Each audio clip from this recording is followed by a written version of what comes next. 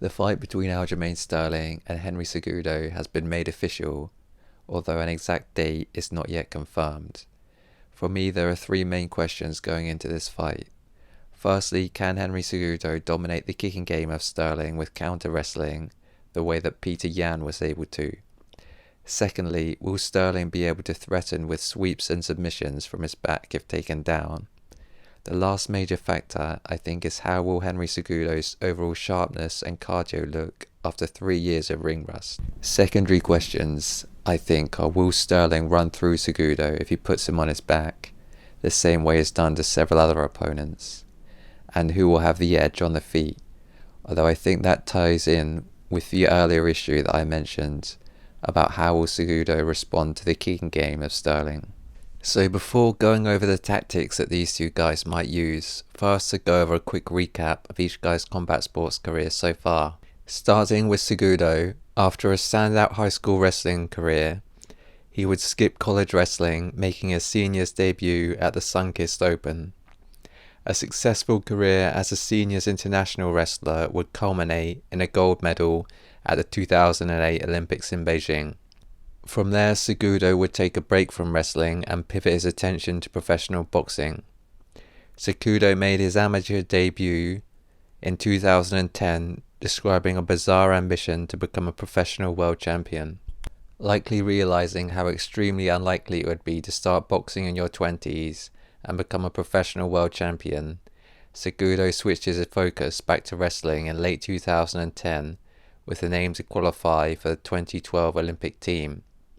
He would fall short at the US team trials, losing to Nick Simmons. In early 2013, Cejudo would announce he had begun training for MMA. Cejudo would make his MMA debut against Michael Poe in March 2013, winning by punches on the ground. Cejudo wouldn't have all his own way in regional MMA, as he would be stuffed and occasionally outstruck. He would ultimately, however, win all his fights, racking up a record of 6 wins and 0 losses in the process. Cejudo would make his UFC debut in late 2014 against Dustin Kimura. Cejudo would put on an impressive display showing fast hands and aggressive combinations. He would drop Kimura at one point, and he was a clear victor, earning a unanimous decision victory. Despite his impressive debut, Cejudo would struggle for his next 3 fights, winning close decisions, some of which people thought could have gone either way. Nevertheless, his winning streak would earn him a title shot against dominant champion Demetrius Johnson. Cejudo would get himself into by far the best shape of his MMA career. However, the title shot would prove to be a disaster for Cejudo, as he was hurt several times by knees in the first round before being finished. Following his loss to Johnson, Cejudo would go back to the drawing board to regroup, sacking many of his coaches. The UFC would then announce that Cejudo would coach on the next season of The Ultimate Fighter, coaching opposite Joseph Benavidez. In August of 2016, Cejudo would watch a fight that would make an impression with him. Coming into his fight with Benson Henderson at Bellator 160, Patricio Pitbull Freire had cross-trained in karate under Marco Santana, a Brazilian national champion in karate. Cejudo would be impressed by the movement and elusiveness of Freire and would decide to work with Santana to incorporate karate into his own style. Cejudo would then face Joseph Benavidez at the Ultimate Fighter finale in December 2016. Cejudo looked improved early on, hurting Benavidez with a left hook. Late in the first round, Cejudo would be deducted a point for a low blow after an inside leg kick. I thought it was a harsh call, as there was a lot of movement and the kick looked unintentional. The fight would be back and forth through the second and third rounds. Personally, I thought Cejudo did enough to earn a draw, even with the point deduction, but the judges saw it differently, giving the decision to Benavidez. In his next fight, Cejudo would show that his karate training with Marco Santana was starting to take an obvious effect. Fighting out of a low centre of gravity stance, Cejudo would dominate the striking throughout. A straight right hand by Cejudo at the start of the second round would end the fight. Cejudo's next fight would be against Sergio Pettis, where he would again fight out of a karate stance. He would wrestle and fight on the ground more in this fight, where he would earn a comfortable unanimous decision. In his next fight, Cejudo would face Demetrius Johnson in a rematch for the flyweight title. Cejudo would show the evolution of his style coming out in the karate stance.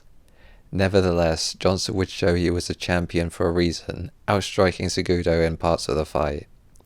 However, takedowns for Cejudo in the 2nd, 4th and 5th rounds would give him the decision in the judges' eyes.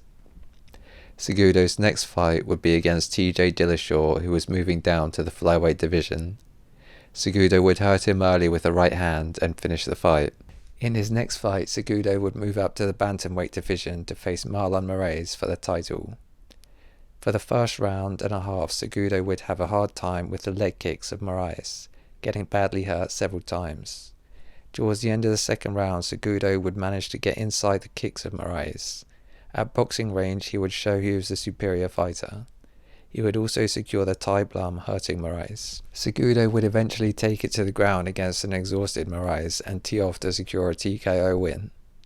Cejudo's most recent fight would come against Dominic Cruz, who he would TKO in the 3rd round. So on to Sterling. Sterling started to wrestle at Union Day High School at 15 years old. He started college wrestling at a Division III school and would go on to eventually rack up an 87-27 record. Sterling would make his MMA debut in 2011 and would rack up an 8-0 record in regional promotions, with most of his wins coming by rear naked choke. He was signed by the UFC in 2014. Sterling would make his UFC debut against Cody Gibson, who would out-wrestle and grind to a decision. After amassing a 4 wins and no losses record in the UFC, Sterling would face Brian Caraway in May of 2016. Sterling would take Caraway down and take the back of Caraway before getting out-wrestled for the final 2 rounds and slipping to a decision loss. Sterling would next face Rafael Assunção, who would hand him a decision loss. Sterling would rebound with the win over Augusto Mendes before coming into a fight with Renan Barão. Barão had been a dominant champion and hadn't fallen too far before coming into this particular fight. After getting out-wrestled in the 1st round, Sterling would bounce back in the 2nd. In the 3rd round, Sterling would show the best striking of his career, helping him earn a decision win. Disaster would strike for Sterling in his next fight against Marlon Moraes. He would shoot whilst Moraes was going for a head kick and get knocked out. Sterling would then win 4 fights in a row before coming into his next fight against Corey Sandhagen, which was scheduled to be a number 1 contenders fight. Sterling would make short work of Sandhagen, locking up his trademark rear naked choke early in the 1st round. The next fight for Sterling would be a title shot against Peter Yan in a fight that has received extensive coverage elsewhere. To start the fight, Sterling came out very aggressively, throwing punches and kicks, which were either blocked or parried by Yan, or landed insignificantly. Around the 3-minute mark, Sterling landed a flying knee, which was by far the best moment of this fight for him. Yan would respond later in the round by landing a right hand which would floor Sterling. Throughout the 2nd and 3rd rounds, Yan would convincingly out-wrestle and outstrike Sterling. In the 4th round, whilst being well ahead on points, Yan pointlessly lashed out with an illegal knee. I wouldn't fault Sterling for not continuing personally. He was probably going to get knocked out anyway, but he would undoubtedly have been more susceptible to a KO having taken that illegal knee. In the rematch, it looked like things were going to repeat themselves, with Sterling on the way to gassing himself out, throwing a large number of ineffective strikes in the 1st round. However, a right into a takedown where Sterling would land in the mount would change the course of the fight.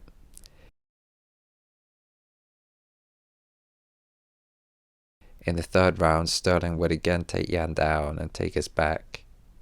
Yan would win the final 2 rounds in most people's eyes, but even then he would give his back away in both rounds. The final result was a controversial victory for Sterling, with the majority of the MMA media seeing things his way.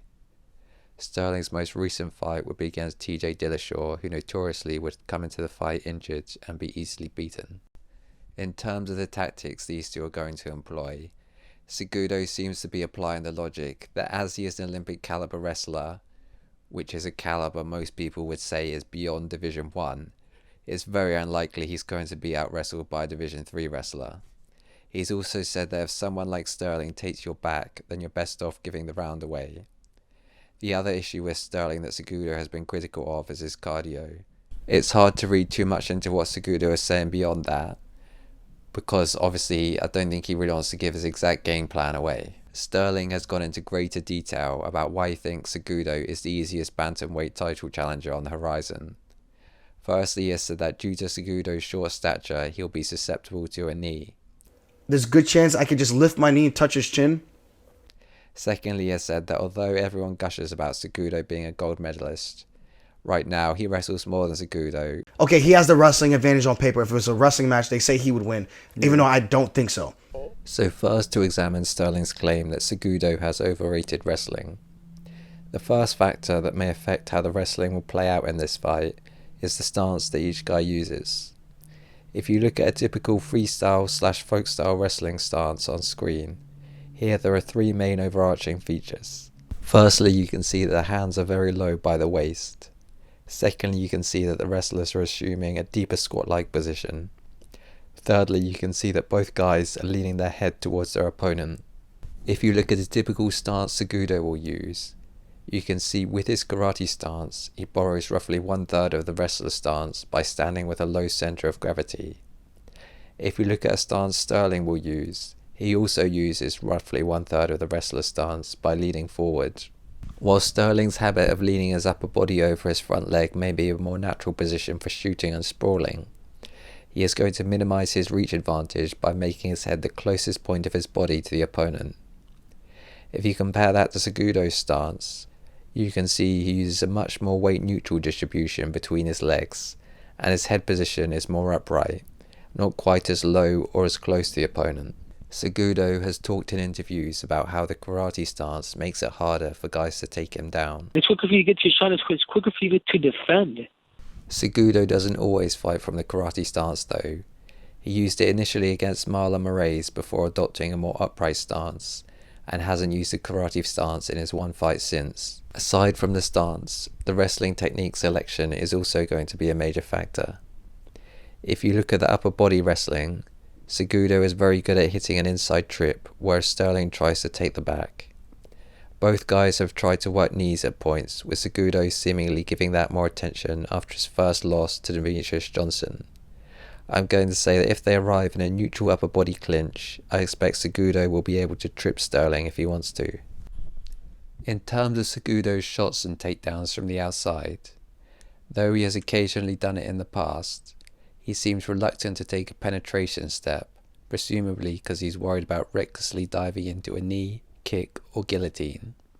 The fact that he's going to have going for him here is most of Sterling's opponents have been able to catch his kicks at some stage. With Cejudo being a specialist in finishing single legs, he will probably be able to catch Sterling's kicks at some point and finish a takedown. Cejudo does not always land in the best position for ground control after a single leg, but he may not be in a hurry to get this fight to the ground. In terms of Sterling's takedowns, I don't find him so much unorthodox, as he will attempt a lot of takedowns that are common in freestyle/folk style wrestling, but are more rare in MMA. In this sense, I think he can have success against guys who try to do a wrestling for MMA crash course, where there's a lot of focus on double legs and sprawling. However, against somebody like Cejudo, he will likely have experienced any trip or unorthodox wrestling tactic that Sterling will try. One tactic that may be problematic for Sterling is he has completed a lot of takedowns against the cage. Whilst this may have worked on his path to the title, if he isn't able to attack with any kind of momentum, I think he's very unlikely to be able to take Cejudo down from this position. During his fight with Peter Yan, Daniel Cormier described the huge energy burn Sterling was likely experiencing whilst trying to complete takedowns against the cage. PR to just lay on him and lean on him. It's wearing him down, too. Yep. Can't just hang on the leg. Nothing's worse than being bent over, holding onto a leg while your opponent's leaning his weight over the top of you. There's a lot of talk about carrying your opponent's weight in MMA. Sometimes it's true, although sometimes I think it's unavoidable to put some of your weight on the mat as opposed to your opponent. In no position more than this do I think you'll carry your opponent's weight. For the most part in this fight, I think Cejudo will be happy defending takedowns from Sterling and gassing him out, although I think there is always a danger that if Sterling gets one takedown, then one takedown might be enough. The other factor in terms of MMA wrestling is that against Yan and other times, Sterling has attempted takedowns at a very constant pace, which has significantly eliminated a surprise factor. The next factor which I'm going to go over is the striking. On paper, Sterling has a longer reach which should benefit him. However, as I said before, Sterling has a habit of leaning over his front leg. He doesn't always do it, but he does do it a fair amount of the time, and it heavily reduces his reach advantage in terms of shots to the head. Cejudo's prospects on the feet partly depend on whether or not he decides to use a karate stance or the more upright mobile stance with a higher center of gravity. The karate stance will benefit him more in the wrestling exchanges, whereas the more upright stance will give him better mobility and leg kick defense. As I see it, Cejudo will have the advantage in terms of shorter range boxing exchanges. He seems to have better timing on his punches. His punches seem to have more pop, as if he has better whole body punch mechanics, and he seems to be better with blocking and head movement. I would say Sterling would have the edge in terms of kicks if it were a kickboxing bout and kick catches were not allowed. However, in MMA, with kick catches being legal and Cejudo being very good at finishing single legs, Sterling may start getting discouraged if his kicks keep getting caught and may stop throwing them or become hesitant if he's in a position where he would normally throw a kick but becomes wary. There are some kicks which Sterling could have success with if he trains specifically for Cejudo. The first kick is the roundhouse kick to the liver, which Sterling has used to decent effect in the past. If you watch any highlight of Muay Thai, you will find the roundhouse kick to the liver causes more knockouts than any other kick. The reason I think the roundhouse kick to the liver may become a decent weapon for Sterling is because it requires a specialized defense. There are several possible defenses in Muay Thai, but a lot of the time you will see fighters do things like block with the near side arm and trap with the other side arm. In this way, the roundhouse kick to the liver becomes a great weapon to use against a wrestler, because if they try and do an on-skilled catch or an overarm catch with the same side arm, they may risk getting hurt by the kick. If you look at some of the kicks Sterling has historically thrown, such as a side kick to the body, front kick to the body, these kicks land at a nice height to catch and don't really challenge your coordination when catching. So these are probably some of the worst kicks to use against someone with more of a wrestling than a Muay Thai type of style. Cejudo showed that he was vulnerable to leg kicks against Marlon Moraes and against Demetrius Johnson, so Sterling may have success with leg kicks.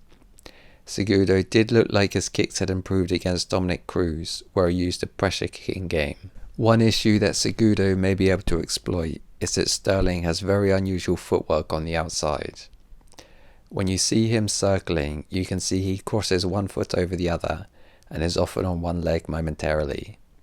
If Cejudo pressures him whilst he's crossing his feet, then he will not be able to throw hard counter punches from this position, as basing on one leg, it will be impossible to throw punches with full body mechanics. Sterling has said he thinks there's a fair chance he'll be able to catch Cejudo with a knee to the head at some point. It is true that he was able to catch Peter Yan by rushing him with a flying knee from the outside. I think it's unlikely he'll be able to catch Cejudo by rushing him, as Cejudo has underrated mobility in my opinion. If you look at how Cejudo reacts when pressured, he usually uses very textbook boxing fundamental footwork. He moves back in a straight line for one or two steps before starting to circle away. So the overall effect is that he moves backwards in a J shape or in a diagonal. It has been seen historically in MMA that guys will have problems if they start to circle too soon when rushed, or move back exclusively in a straight line when rushed. Generally, I see Cejudo as a more mobile fighter than Peter Yan, and his solid fundamental footwork will serve him well against Sterling's unpredictability. Cejudo also maintains a solid base when moving from which he can throw punches with full body mechanics at all times.